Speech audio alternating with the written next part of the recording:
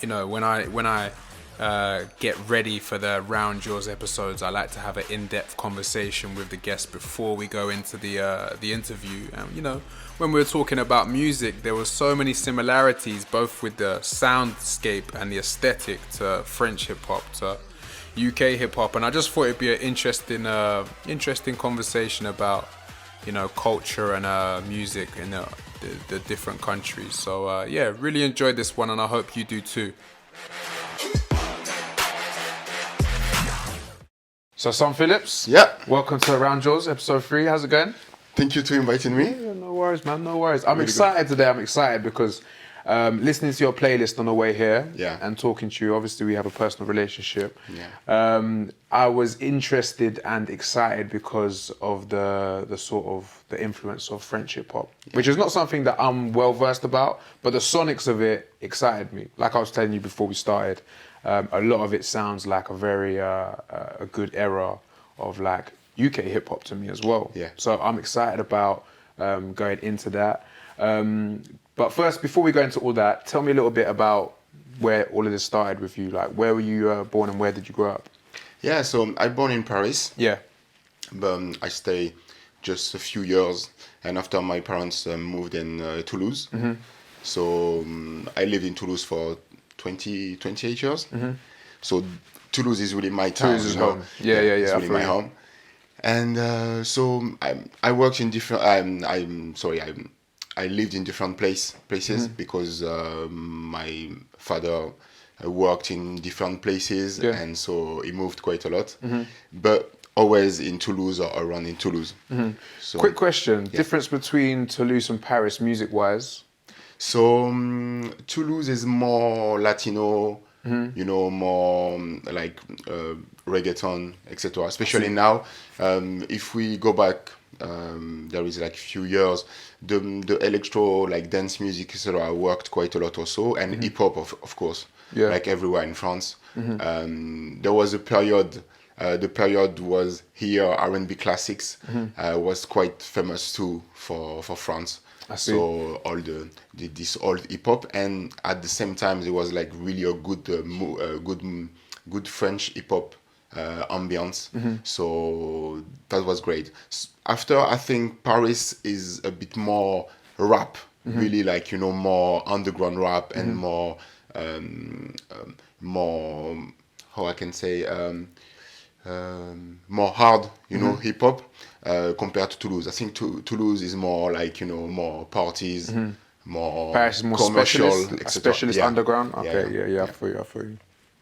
So cool. Let's talk about your musical influences growing up. Yeah. So we've spoken a little bit about Paris and Toulouse. Yeah. When you arrived in Toulouse, and I guess through your teenage years, what were like the milestones for you? So so when I was teenager, I arrived in Toulouse. I was like 8, 9. So I was more listening the music of my parents, especially at this time in the 90s. Who was like the more dominant parent musically? I think they were quite equal because it was really like French classic music, like you know, the pop tunes, etc. in France. So to be honest, not really an amazing music choices, but that's like that.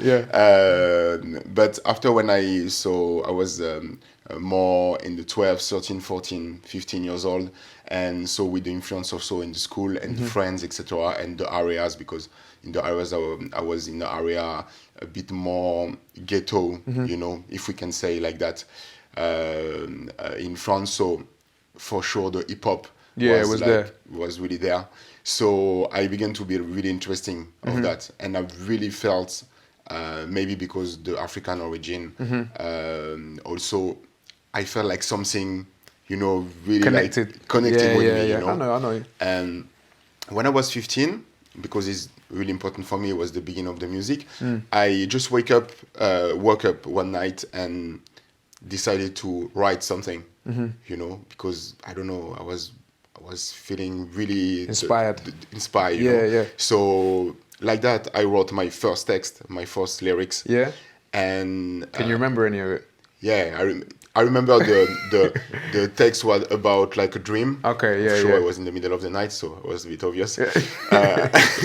So yeah, about a dream, and the way actually I was linked the life with the dream, you know, and but it was I already like sometimes read that again, and now I said, oh yeah, it's a bit weird, but it was the first inspiration. Yeah. And so from that.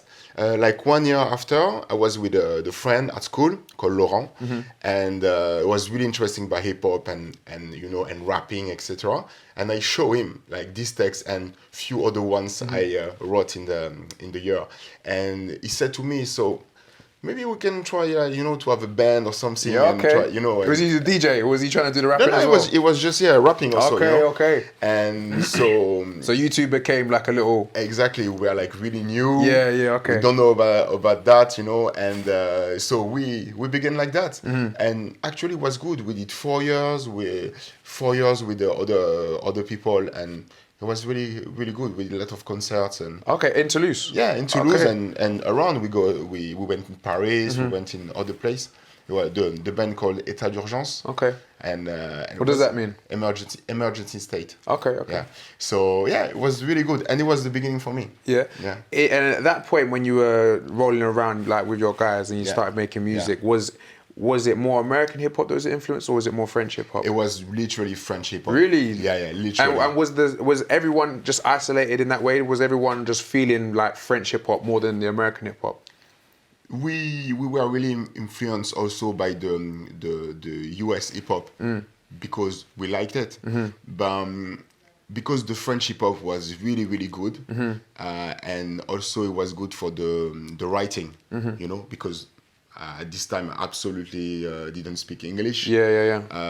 So we can't understand what they said. Yeah. The only things we know it's I see. You know what I mean? I see. The only things you know it's like the beat is good. Yeah. But that's it. But with the French rap, it's different. I think, and I think the function of that French rap is being like that and have it being so popular and also isolated is the fact that I don't know if it's the government or if it's the radio, but they have that certain amount of percentage. Yes. Has to be French music on radio, don't they? Yeah. And absolutely. that must fund like so many cool independent movements in France. Yeah.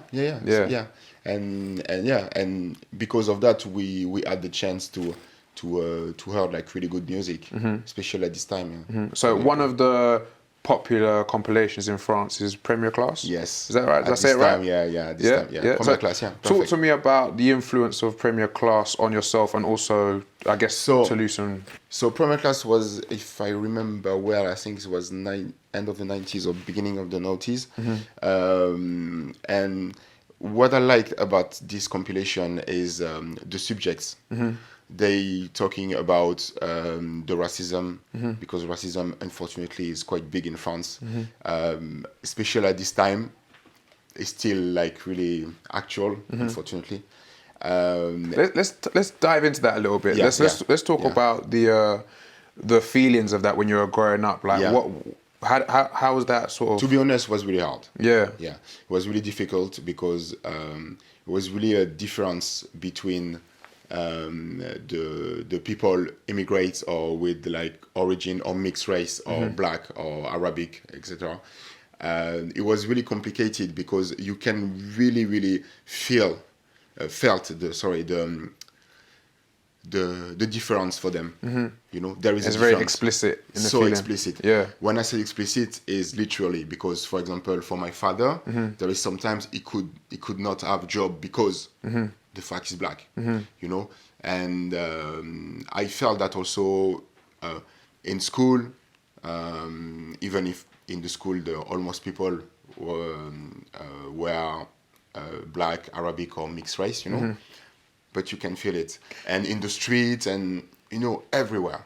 And how did music break any of that? Like, was there like a lot of French people of like French origin that really embraced hip hop, or was it a thing that was when you were growing up? It was like that's hip hop over there, and we've got our stuff. Yeah, so I can say the hip hop was really for underground and people with origins, not French origins, or people in ghettos, etc.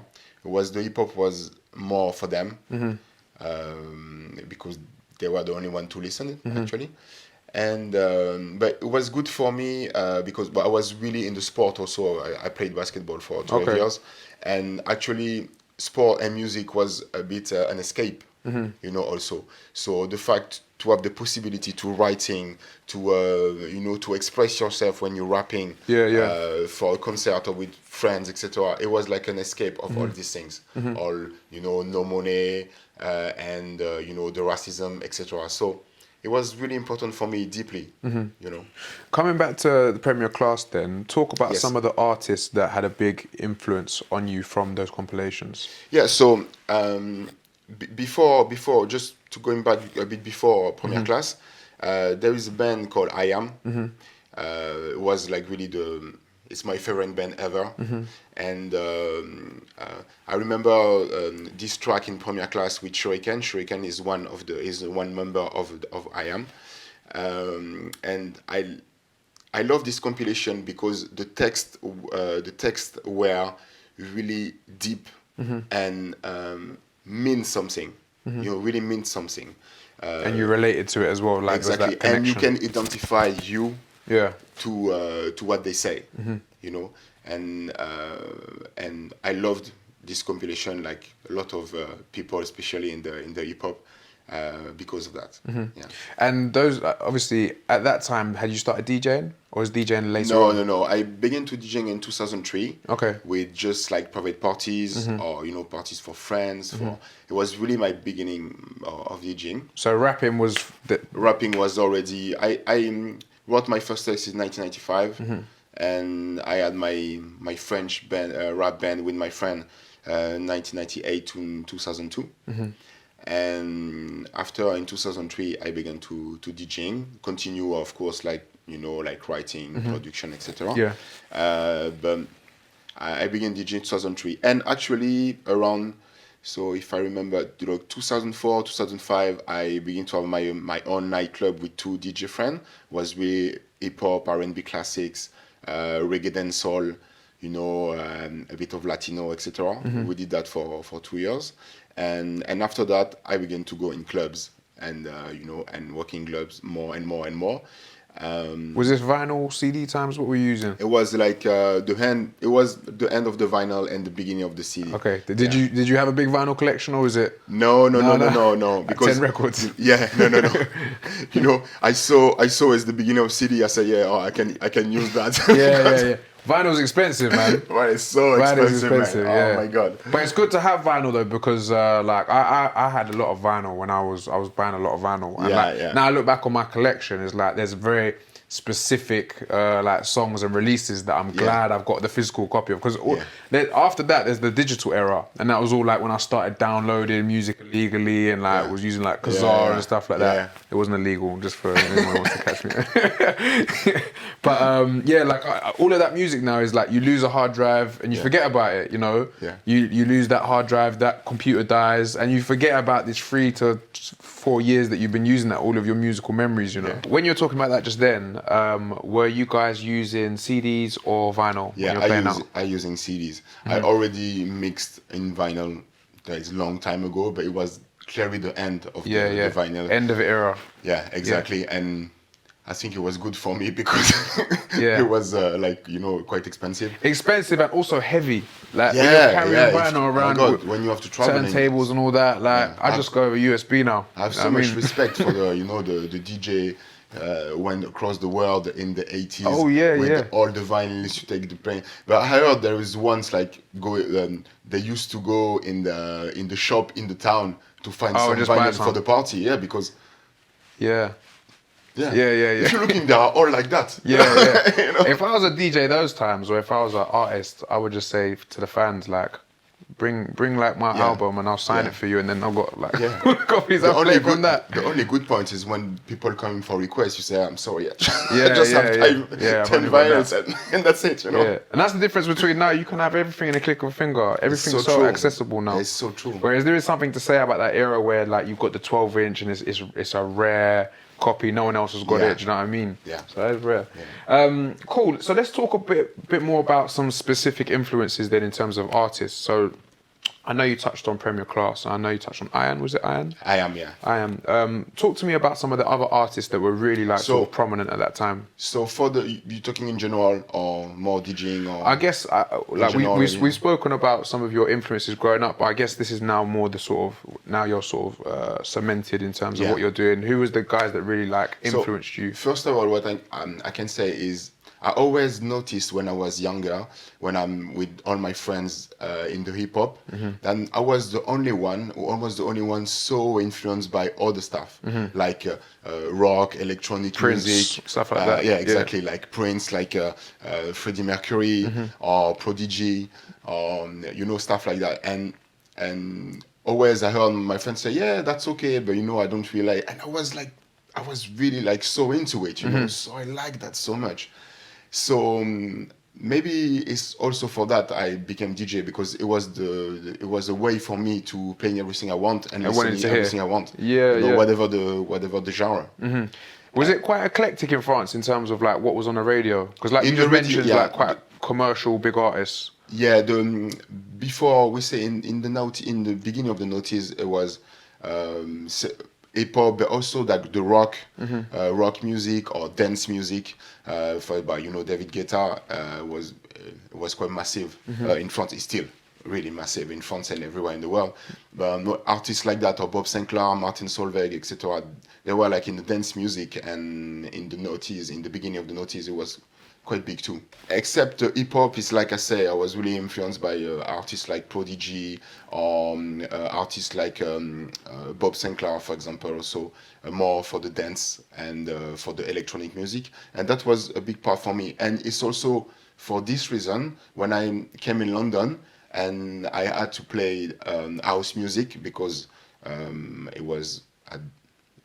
there is the job. It was okay for me. It was no problem, because I always be really eclectic and listening a lot of stuff and a lot of different genres. Yeah. So let's talk about some house music. The person that introduced us was Laris. Laris Alexander. Laris, wherever you are. Thank you so much. Shout out to you, man. For that and for all the other things. So talk to me about the house music that I guess that you play here, but also that sort of started interesting you in France. Because I was talking to you about this before, and I always thought of France as like I always thought it would have like a big house scene. Like it kind of, when you're in Paris, it feels like somewhere that would have a house festival or something like that. Yeah, but it's not. But actually, like I don't see none of the big DJs going over there. So talk to me about house and your relationship with house. So what I like in house music, and it's really eclectic. You can have Afro house, Latin house, Jackin house, groove house, tech house.